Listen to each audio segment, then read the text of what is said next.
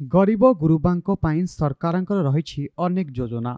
किए सेथिरे उपकृत हेउछि त आउ किए बाद पड़ुछि। आमे आपणकु एभଳି किछि दृश्य देखाइबु जाहाकु देखिले आपणक आखि लुहरे छळ छळ होइजिबो।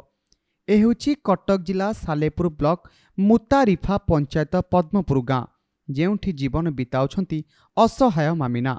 ना रहिबाकू अछि घर, ना मिलुछि सरकारंक तरफरु कौनसी सहायता। भल भावरे देखंतु एही दृश्यकू।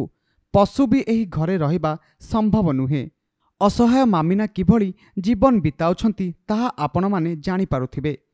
खरा वर्षा शीत सही एही भंगा घर भितरे राति काटंती से। परिवार कहिले केही नाहांती। बापा दीर्घ दिन हेब कुआडे चाली जाइछंती। माँ एही पॉलिथिन तले मामिनाकू धरी शोइथिबा बेले साप कामुड़े तांकर मृत्यु होइथिला।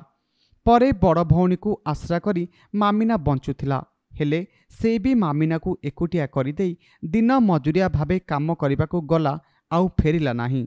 सिक्किम प्रजा हेतु सरकारंक आवास योजनारू वंचित होइछंती मामिना। रहिथिबा जागार पटा पूर्व पुरुषंक नारे थिबा बेले मामिना मध्य सरकारंकू खजना देउछंती।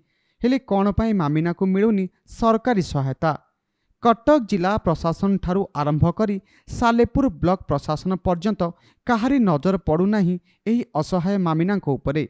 जिला प्रशासन जानिशुणी बाहाना करुछि। खाली सेतिकी नुहे, निर्वाचन समय विधायक ठारू आरंभ करी मंत्री माने गाँ गाँ बुलुछंती कौन मामिनांक घर उपरे काहारी नजर पड़ुनाही। मामिना मागी करी जहा आणंती सेथिरे निजर गुजराण मेंटांती। सबुठारु दुख कथा हेउछि छोटो पिला जेमिति गुरुंडी गुरुंडी जाती, मामिना सेहीपरि सेही पॉलिथिन घर को गुरुंडी करी जाउछंती। अन्यपटे मामिनांक घर चारिपटे कोठा घर थिले मध्य मामिना को केही साहाय्य करुनाहांती।